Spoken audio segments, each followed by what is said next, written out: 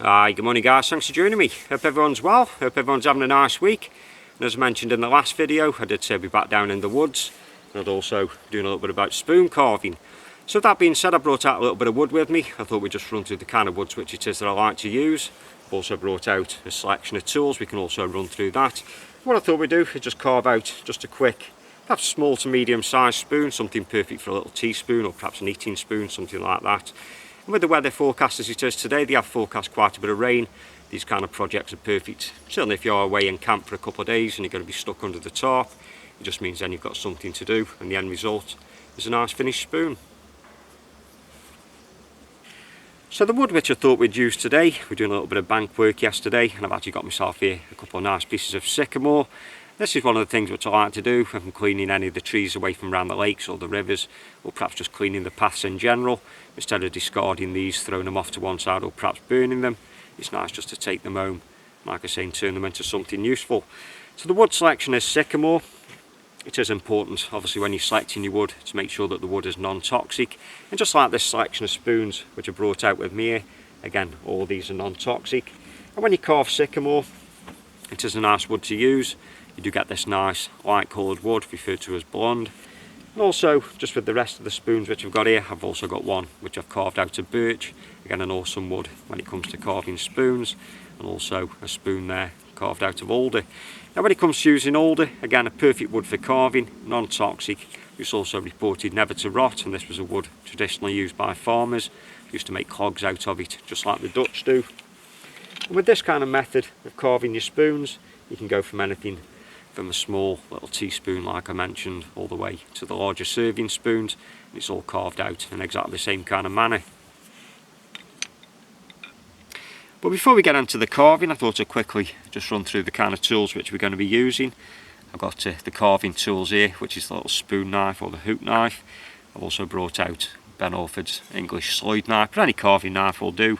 The Moda carving knives are very good, but this was a recent purchase, so I wanted to try this. You're going to need some kind of saw when it comes to harvesting the wood in the first place, whether that be a Laplander, but my preferred saw is the Sulky Pocket Boy. I've also got this other little saw here. Again, if it says I want to do any kind of finishing cuts, but I don't want any saw marks on the wood, and these very fine teeth on these flexible, I think it's a coping saw, but always worth having. And then some way of just keeping the knife sharp just whilst you're doing the carving. I've just brought out a little CC4 and also a little stropping kit. A pencil just so we can draw just the design of the spoon in the first place, and then just a little tin of wax here. This is beeswax and walnut oil, which we're going to condition the wood with once we've finished. But just be aware, if you're going to be making spoons for other people, if you're using things like walnut oil, just be careful that people don't have any kind of nut allergies. With that being said, if that person does, then things like mineral oil or olive oil, another good way to go.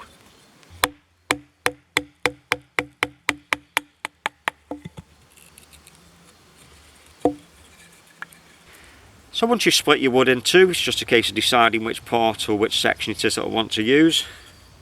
Just looking at that, they both look pretty straight.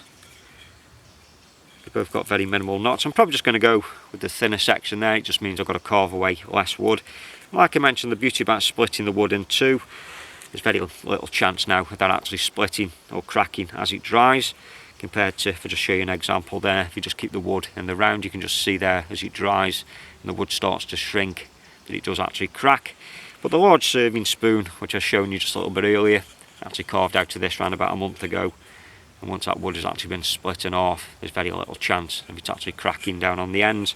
So like I say, once you've cracked or split that wood down, you can carve it, and once that wood's dry you can pretty much use it straight away. You don't have to worry about keeping the wood moist or keeping it in oil, anything like that.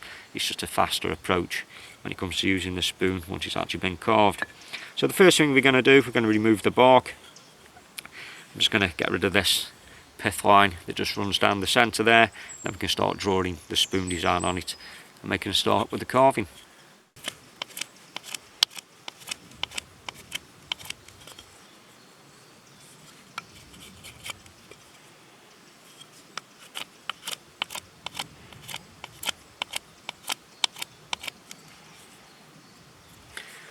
Okay, so once that's been cleaned up, we've got rid of the line, we've got rid of the bark, we've just got to decide which part is going to be the bowl and which part we need to be the handle.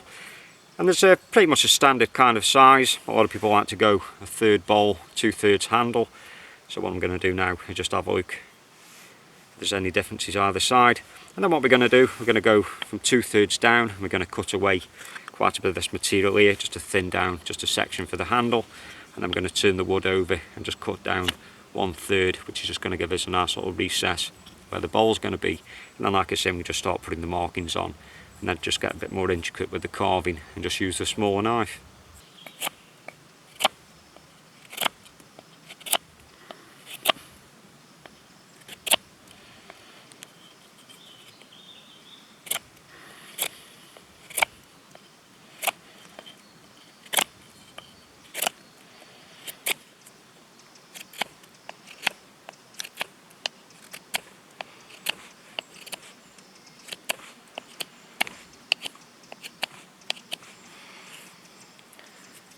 And as you can see there, we just started just to get just a little bit of a shape of the spoon. You can just see how I've carved the material away. And there's just a little bit of a step up, just where the hand's going to go, or where your finger's going to go. Unlike using a larger piece of wood where you can actually get a nice definite crank out of it, these spoons are pretty much referred to as a flat spoon because the shape of it does run pretty much flat. So once we've got it to that kind of state now, we've got a bit of a recess there where the bowl's going to be. Like I say, we've removed the material. We can just use the pencil now and just start just by designing the shape of your spoon. So the first thing that I want to do is just find the centre point. We can just run just a quick line down there just to indicate where the centre is going to be. I just want to mark off that third again, just to make things just a little bit easier to judge and also get the dimensions. And I'm not the best artist in the world.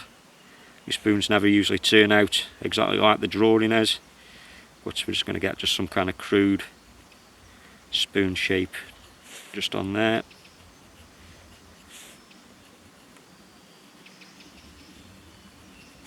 And then we can work out the thickness of the handle, or what we're looking for.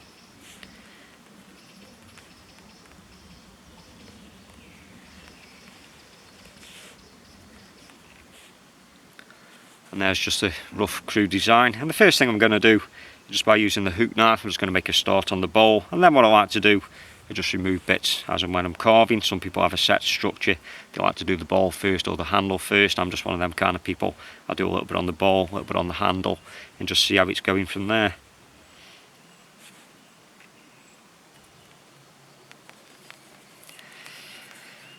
So like I say, the hook knife that we're going to be using is one of Ben Orford's. I do like these hook knives. You haven't got that aggressive point on the front of it. Razor sharp, and now I've got, like I say, one of the strops with me, so I can actually just keep that nice and sharp for when he says that we're doing any kind of carving. Now the blade itself does look unusual if you've never used one before. What you've got to do is imagine that blade being straight, then it's just been curved over, and Ben's actually got rid of that point just to stop things from digging in, as it says when you're carving. And if you want to keep the cuts nice and shallow, you'd start off with the back section, and then the deeper the cuts need to be, you just transfer over and just use that tip section to get really deep. So we're going to use it to cross grain. It doesn't work too well with the grain. I sometimes find that 45 degrees, works really well. And this one here is a right-handed hook knife, so I can use it just in that direction. If I want to turn the wood over, I could be able to get to the other side.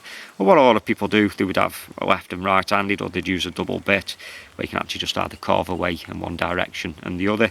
But say I've got a left-handed hook knife in the bag, but I'd perhaps say that 90% of the time I just use this right-handed hook knife. So I'm just going to start off nice and gentle, just holding this just against my knee. I'm just going to start removing just small little sections away. And one way which I do like to hold it is what referred to as the open grip or the open fist. And it just means then as you close that fist up, you get that rotating action, which actually carves away, the wood for you. So like I say, just taking this time, making sure that that thumb is always out of the way. We don't want to cut into the thumb.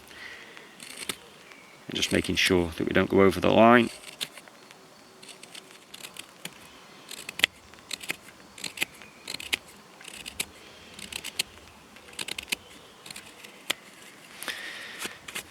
And one way which a lot of people say helps, you can actually just hold the piece just against the leg, and you can actually twist the piece of work just whilst you're actually rotating the knife.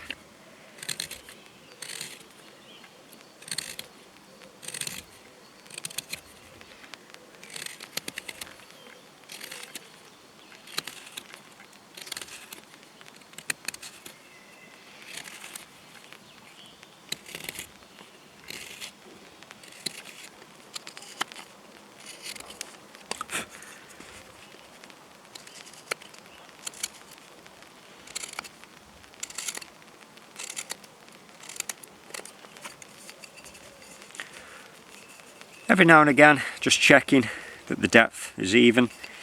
You don't want to go too deep, you don't want to bore a hole all the way through, because we've also got to start removing some material from this other side. So once you're happy that you've got quite a bit of depth in there, I'm just going to use the carving knife now. I'm just going to start cutting away, just meeting up with some of these lines, and then just removing some of this material from the back here, just so that we can start shaping the back of the bowl.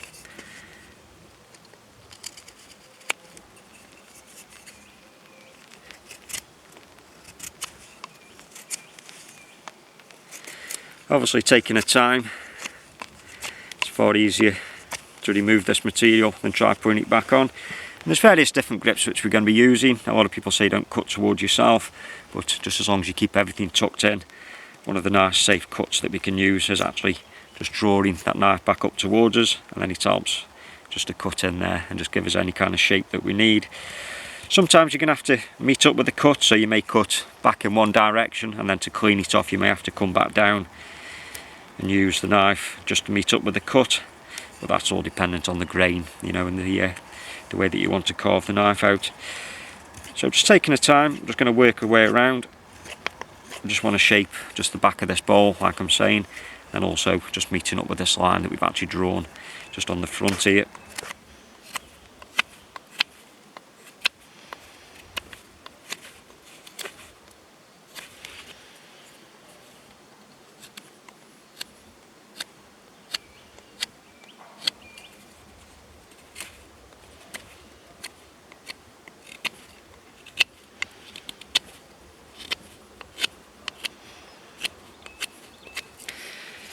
So when it comes to using the knife, obviously it's going to take just a little bit longer than perhaps using the hatchet. All I'm trying to do here is just shape just the back of the bowl. And probably the most awkward part is actually just doing the front of the bowl, just removing all that material from underneath there. Just take a little bit of time, a little bit of work, but you know, once it gets there, you can then just carve and just meet these lines. As you can see there, that's the bowl just starting to be formed.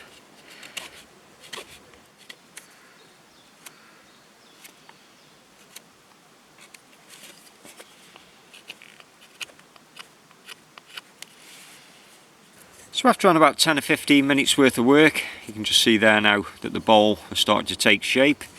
I'm just starting just to work on the neck a little bit here, and then what we're going to start doing now is actually carving and meeting up with these lines. So again, I'm just going to put the piece of work just into my chest. I'm just going to slowly just draw everything back towards us.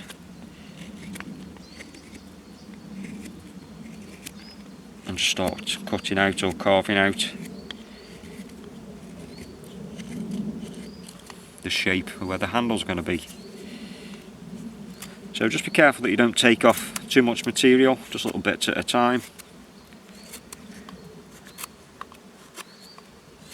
I'm just going to slowly just remove some of the thickness at the back of this handle, just as I'm working my way around.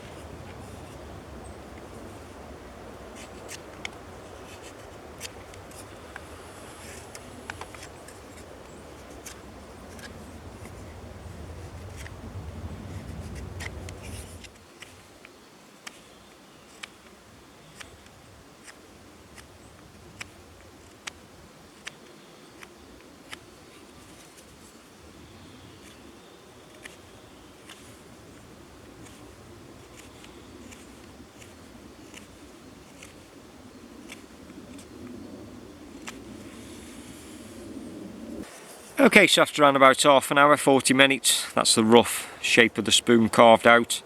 I was just checking there that the bowl was even. It's just a little bit thicker just in that part there, so I'm just going to remove just a little bit of material. And if you wanted to, you could call that done, but with it being an eating spoon, I'm just going to just a quick sand over, just get rid of any kind of tool marks just out of the bowl there, just so when you clean it, you're not going to get food and everything stuck in. It's going to feel a bit more comfortable in the mouth. So the sandpaper that we're going to be using is just normal sandpaper, but this is 180. So not too coarse, not too fine. Also what it may help me do is just get rid of these little bits here, these little hanger-oners that I couldn't quite cut off. And with this sycamore growing quite quick this time of the year, you sometimes find that the wood just goes a little bit like this, you know, just down to that nature. So not too much sanding. Also the friction from the sandpaper will just help dry the timber out just a little bit quicker. That means that we can get the first coat of oil on and get the spoon used.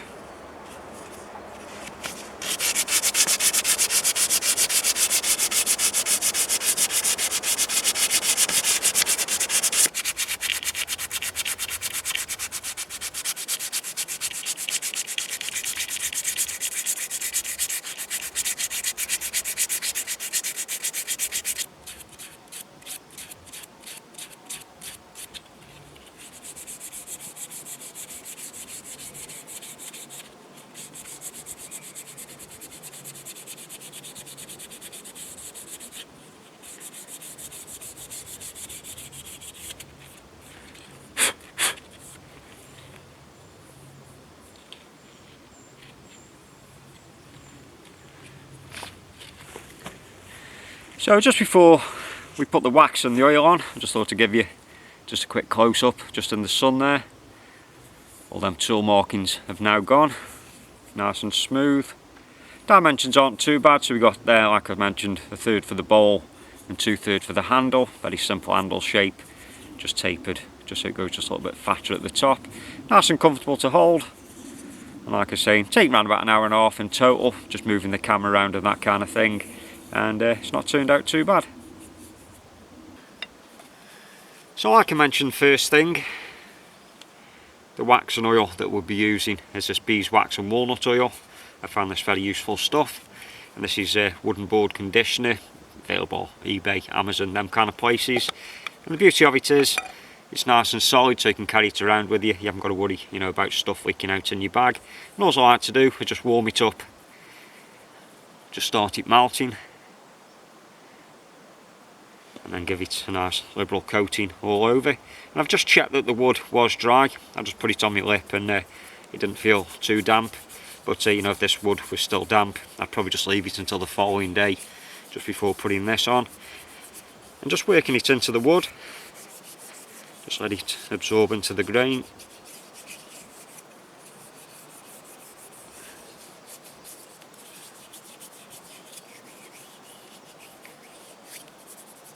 And what you'll notice is there's certain areas that will soak up the oil more than others, and it tends to be the end of the grain, so things like the end of the spoon, also where the grain's been cut there, and also just on the back there where the handle is. So what I sometimes do is just to apply just a bit more of the wax and the oil there, knowing that it'll soak it up, because come tomorrow you'll tend to find that these spots here are dry where it's absorbed, and it's taken the wax and the oil further up into the grain. But that should be enough there. Like I say, just working it in.